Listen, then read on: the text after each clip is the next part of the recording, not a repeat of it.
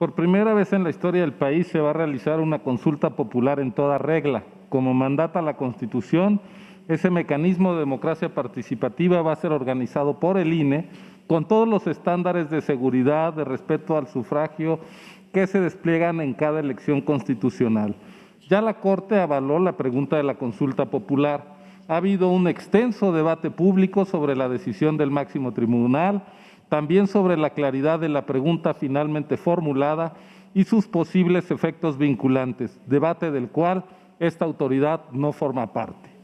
Ahora bien, al INE le toca el proceso organizativo de la consulta, nada más pero nada menos, y lo va a hacer en serio, dando todas las garantías.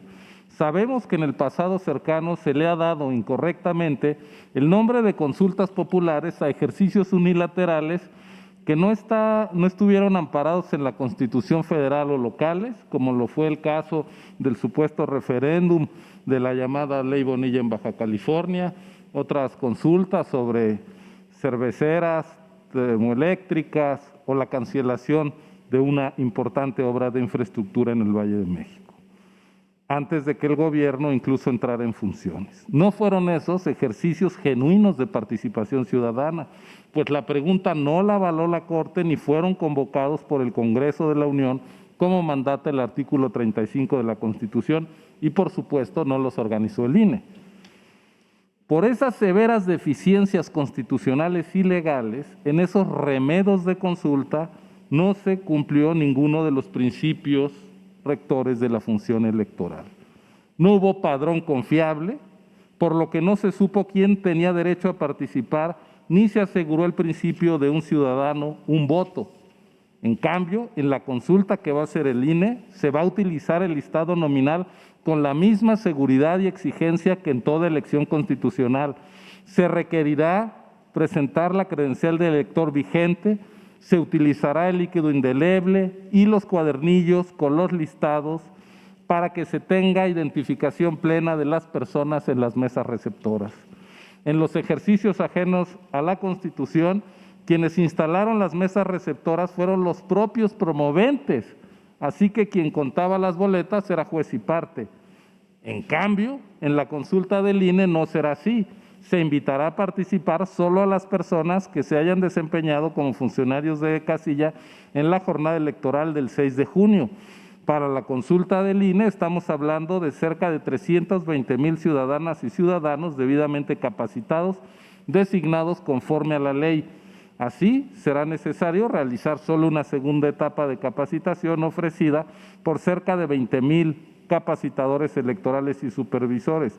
Este personal, que a la vez será un subconjunto de los que hayan participado en el proceso electoral federal 2020-21 y los 32 concurrentes, habrá cumplido con todas y cada una de las etapas definidas en el proceso de selección y contratación, lo que garantiza su independencia e imparcialidad.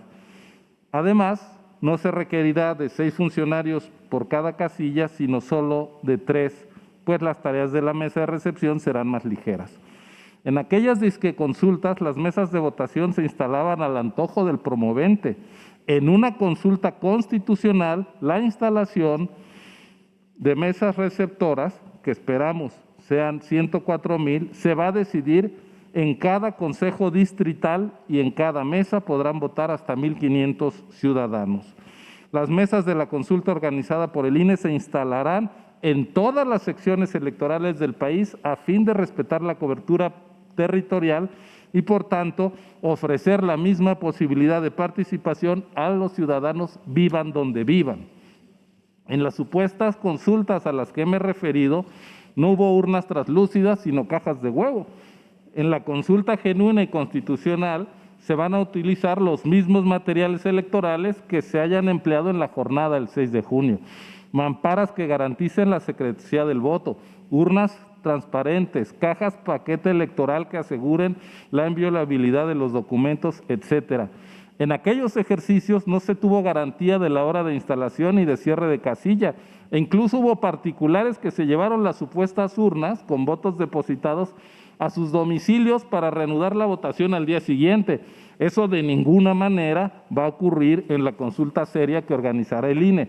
La jornada electoral irá de las 8 de la mañana a las 6 de la tarde. Allá no se supo quién ni cómo diseñó las boletas o las actas. En la consulta del INE habrá mecanismos de seguridad que garanticen que no se falsifiquen boletas ni actas. Se cumplirá con el estándar del reglamento de elecciones en la producción de materiales y documentos electorales. En aquellos ejercicios de consulta particulares no hubo garantía de quién contaría los votos, ni siquiera de las sedes donde se realizarían los cómputos, y si hubo. En la consulta constitucional del 1 de agosto de 2021, los cómputos se van a hacer en 300 consejos distritales en sesiones públicas, nada en la oscuridad. Y huelga decirlo, en lo que se nos quiso presentar como consultas antes, no hubo transparencia ni certeza en el dinero invertido, ni de dónde salió, quién lo sufragó.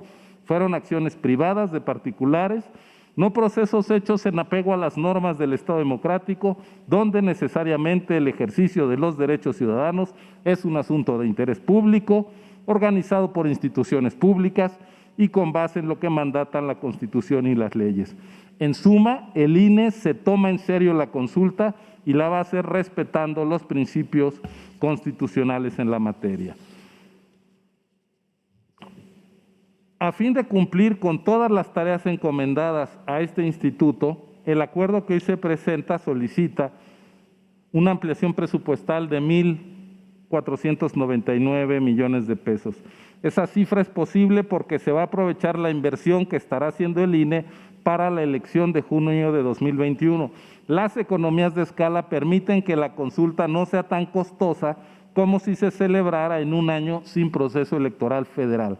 Este presupuesto contiene, por supuesto, las medidas de seguridad para la protección de la pandemia COVID-19, similares a las que se utilizaron con éxito en las elecciones locales de Coahuila e Hidalgo hace unos días.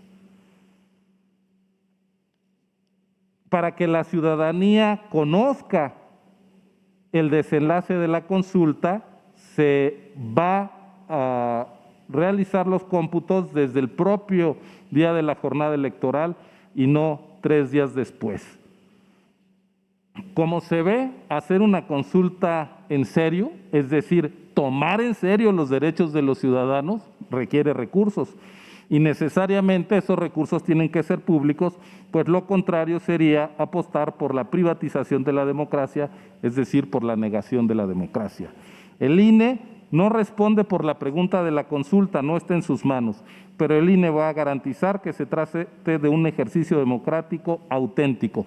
Los ciudadanos así decidirán si participan o no y en qué sentido se pronuncian. En ello está su libertad y esa libertad la salvaguardará esta autoridad.